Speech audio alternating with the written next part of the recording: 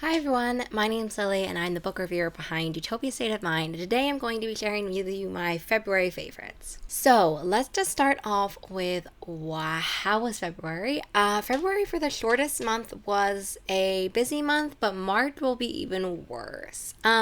February I was able to go on vacation for a little bit, but it was kind of like a work vacation, so I did do a lot of reading, which is why my monthly stats are pretty good for February.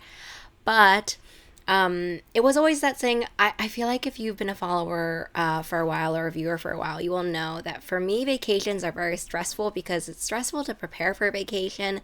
Then the vacation's okay, but then it's stressful to catch up after the vacation. So February was a month where it was just up and down in terms of stress. You will have seen my February picture wrap up, so I will leave a link for that below. But in general, there wasn't a ton to update on February. I'm mostly realizing at the end of February that I needed to start getting ready for the summer. And by that, I mean I need to get everything ready for panels and whatnot for the spring and summer and things like that. So it was this kind of a realizing, I guess, in January, you know, that you're kind of getting your head wrapped around it being the start of a new year. February was also the Lunar New Year. So yeah, it was just a lot of kind of New Year reckonings and also getting ready for the rest of the year. So just in general, that's kind of how that was. In terms of what I made in February, I finally finished the Seasons of Change jumper. Here we go. It was requested that I wear the things that I made in my videos, so here it is. The sleeves actually should have been many, many different colors, but I only had these 3 colors and I didn't want to do stripes per se, so they're color blocked. It is giving fall harvest festival vibes, but I can't help it. These are the colors that I normally like. As I said, this is not for me, so I am wearing this as a borrowing kind of situation. I also made a bunch of earrings because I was kind of like, oh, I need to have earrings ready for events that I'm going to be going to in the spring and summer. So I need to make them so that I have time to sand them, resin them, drill holes in them, and get them all ready, and then have people look at them beforehand before I bring them to. It's just a whole bunch of things. I finally made my first ever kind of canes. So these are oranges, limes, and grapefruits, and they are translucent, so you can kind of see through them a little bit harder in the limes, but really easy in the oranges and in the grapefruits. We finally got back into dragons. I made dragons ages ago and it was really hard. The process is still really hard, but I made these rainbow ones with the help of a very kind assistant. I really love these ones. I made a few different colors of them. It's annoying to condition all the clay and then to roll them out, and I feel like you're not getting enough to do 2 dragons next to each other because they're quite wide ones, so you always have to do one, and they don't always match. So that's the thing I need to kind of let go of, the idea of these kind of gradients matching entirely. And then with the kind of things that I was making and scrap clay, I made kind of these ones as well, which I really love. I love translucent clay.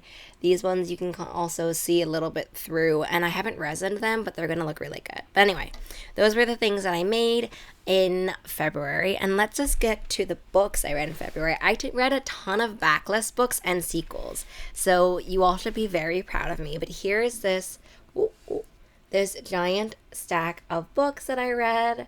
As I said, a lot of sequels, and a lot of backlist books, and a lot of series ones for the video, if you know what I end up talking about. So let me just talk about first my statistics and favorites, and then we'll do series recaps, basically. So for statistics, I read 29% of these featured queer characters as main characters, and 45% of them featured BIPOC main characters. As you can tell, bad. those stats were bad. I'm going for 33 and 50, and I missed the mark. I don't know what it was. I think I read a lot of things. Also, I'm very behind on reviews, so the stats could be a lot better. I'm doing these off of memory. Because of February, I'm really behind on writing reviews, and so that's something I really want to get a handle on in March. It's just hard. Because the longer I wait, the longer it is since I've read the book. Anyway, reviews for these will all be on my website at some point. But in terms of favorites, I have very exciting favorites. The first two are YA books, and the first one is Love Me Tomorrow. I loved Love Me Tomorrow. I've loved Emiko Jean's books in the past, but Love Me Tomorrow is a standout. It has a slight speculative science fiction-y twist. So basically the main character starts receiving letters from her crush slash partner slash love from the future, and is like, I'm your person, but I can't tell you who I am. And so in the moment, in the present, she has a few kind of current contenders perhaps. And so at first she kind of doesn't believe that it's true, and then obviously secondly she's like, oh, but could it be you, could it be you, could it be you? And then there's this really interesting book where I thought was going to go into the very much I'm going to find out who it's going to be, but then really what it brings it down to is kind of, we get so focused on the future. We keep thinking about what it will be like when we, meet the love of our life, if we ever have a love of our life, if we even want a love of our life. And then what happens when we're always so focused on the future? What about the present? And so it actually, even though it's so future-centric, is a book about realizing that the journey to the future is so important, and it's something we need to be mindful for and in the present for.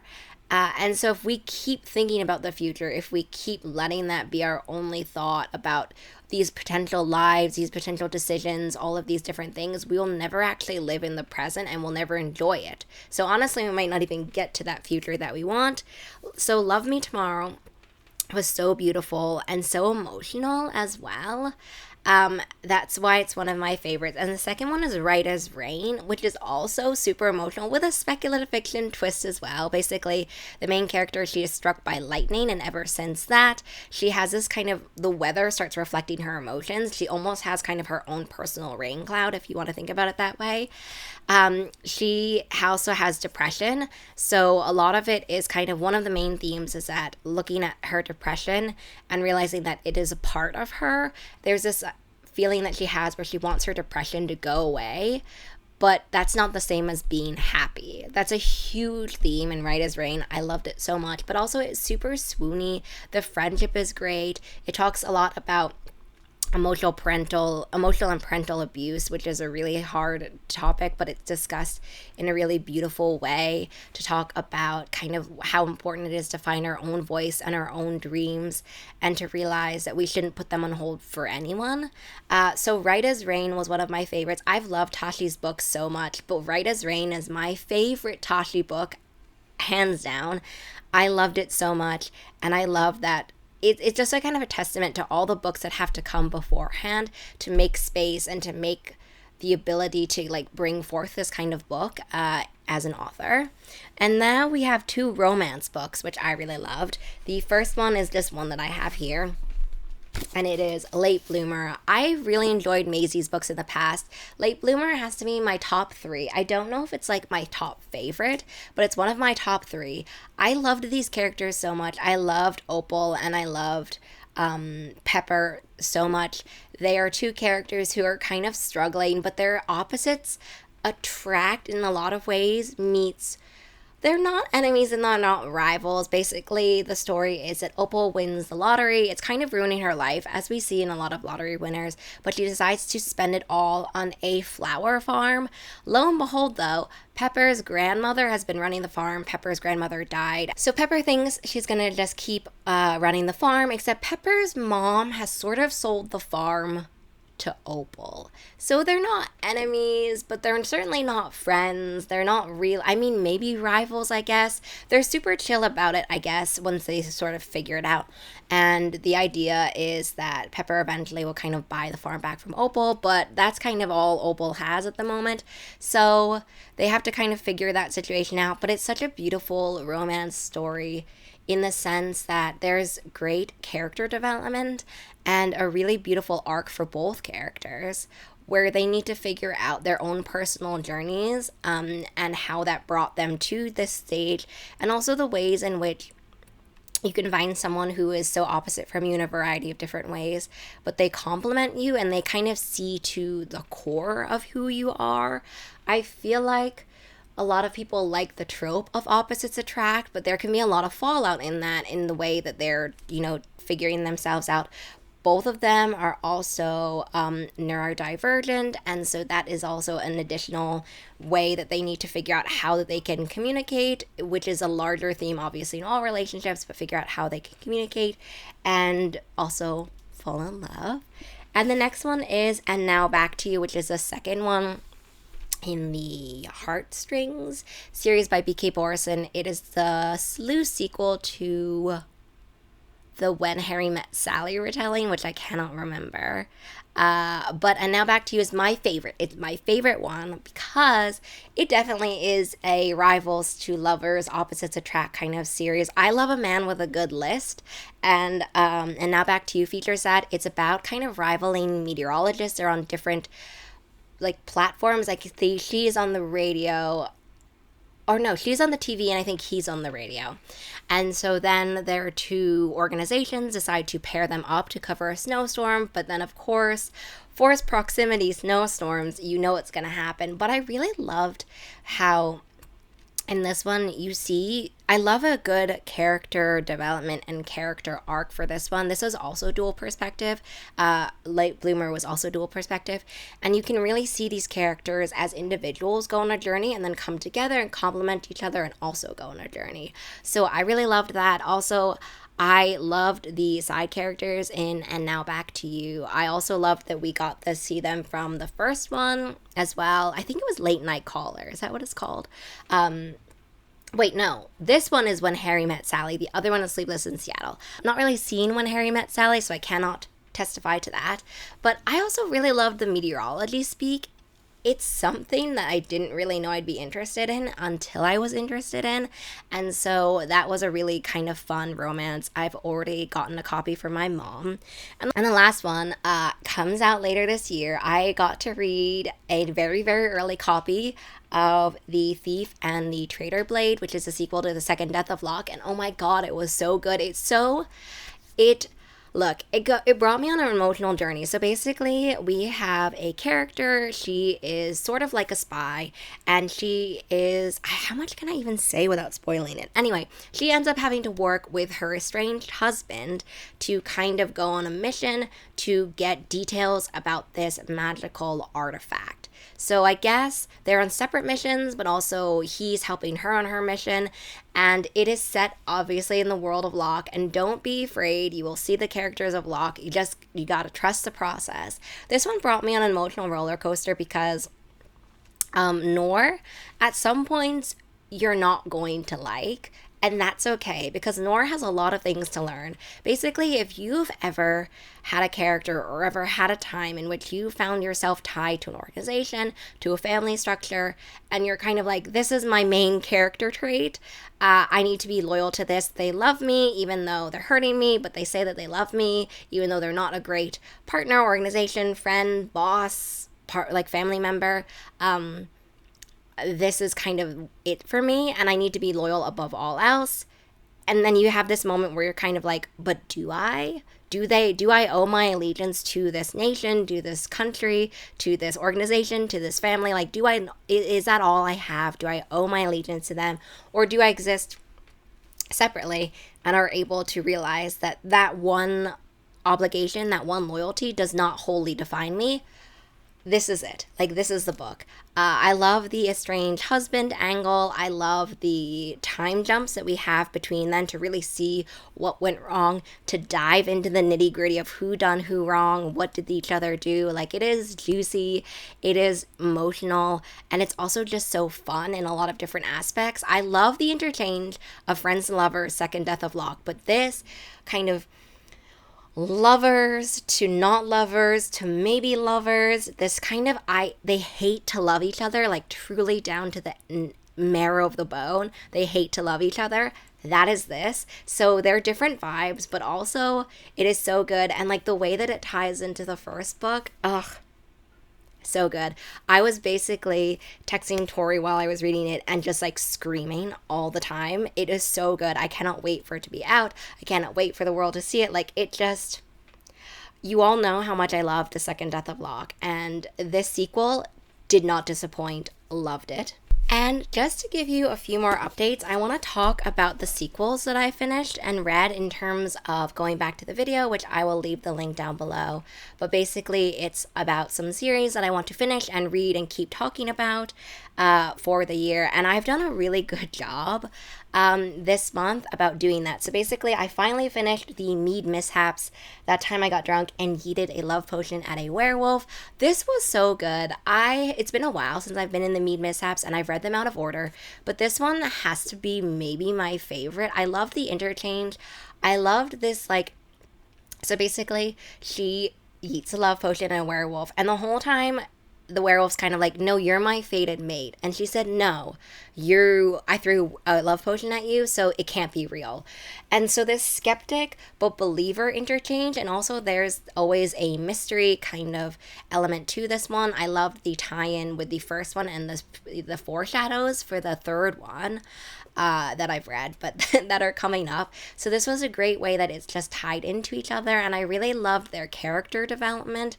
I liked the romance between them. I think that the character development was a little bit skewed in terms of one, going on to one character than the other, but this one was so cute, and I just love a good, he falls first, fated. This was, okay, I don't normally love fated mates, don't normally love them at all, but this one was so good because you have this main character who has also, a love potion, but also deeply knows this is their fated mate. And the other one is like, no.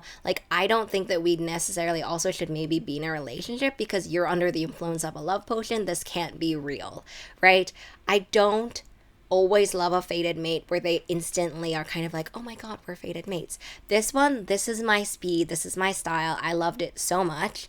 And also, I read 2 of the remaining 3 of the Paladin's Saint of Steel, I think it's called, books. I read Paladin's Strength and Paladin's Hope. I still love Paladin's Grace. Where is it? Paladin's Grace, right there, the most. These ones, different vibes. Okay, first of all, let's start with Paladin's Strength. This one felt super action-packed. Both of these main characters are going on a journey. So basically, she is a nun with a secret, and she is trying to figure out what happened to the rest of her order, and the other character is still tracking the remains of the first one, this person who's going around killing people and leaving their heads, basically. So that was a great tie to the first book that I think was the most continuous series tie to it. But they're going the distance. They're on sort of various quests. At some point they find themselves in a gladiator pit. There's just a lot going on in here. Also, I feel like it's more pages than Paladin's Grace. And it just, at some points, I just felt like the romance was getting the side burner of this. And I do feel like the character journey was also not super balanced in some ways. And also, the action I felt like just took us away from the character and romance aspect to it. I did like in some ways how they're foils. So basically the paladin, all of the paladins have this berserker rage, and they're so worried about hurting the people they love or hurting other people. So that's one of the main characters. And the other one I can't talk about. But they have this foil about feeling like maybe relationships aren't for them. And I did love some of the some of the ending scenes and some of the nun side characters. But this one, to me, felt fantasy action forward, romance second. And so the balance in terms of quote unquote romantasy didn't hit the mark here, but this one was really good and I did enjoy it. And a lot of things I can't talk about, I enjoyed a lot, but I can't talk about. And then this one, which is Paladin's Hope, which is the thinnest, the skinniest of all of them, was really fun and contained. That's what I would say. It is kind of a locked room mystery action. So basically the main character, one of them is a paladin, right? That's the whole spiel. And the other one is a physician who works, or mortician. He's a physician who works in a morgue and he determines cause of deaths. And so basically he is enrolled in this quest to kind of figure out more about these lingering threads. And by accident, they sort of end up trapped in a maze with a killer, which is kind of like magical death puzzles. So, it is the most contained. I think that's also why it's the smallest, because a lot of the time we're spending the character development when they're in the maze. Although I will say, the pace of their relationship is very quick because of this aspect. And so in some senses, I didn't really fully like buy into that, because we also, the forced proximity and the adrenaline, I kind of like side-eyed all of those different things. But in general, it was also super cute. Galen is one of the Galen, one of the characters that we've been seeing a lot in the other two books, and I really liked seeing his story. And I also love a person who figures out the cause of deaths. That is certainly a niche interest for me. But yeah, I didn't love this one as much. I still really enjoyed it, but yeah, I think because of the pacing and the timing and the locked room aspect, although I do love me a good locked room death puzzle, like I do like that a lot. So these ones had all the elements, but I think because of the pacing, it just felt too quick for me. To be fair, at the end, there is a little bit more of time that we spend, is it a spoiler to say not in the locked room death puzzle? I don't think so, because like these essences are sort of romance books in the sense they're all sort of, I thought, guaranteed happily ever after. And we can't live happily ever always in a locked room death puzzle. So anyway, there. I'm really happy about the fact that I was able to do the work on those. And I also read a ton of backlist books. So in essence, very happy about February. It just felt like a lot crammed into not a lot of days in February. So I hope to see you in the next video. I hope you have a really great rest of your reading day, week, month, and year. And I'll see you later. Bye.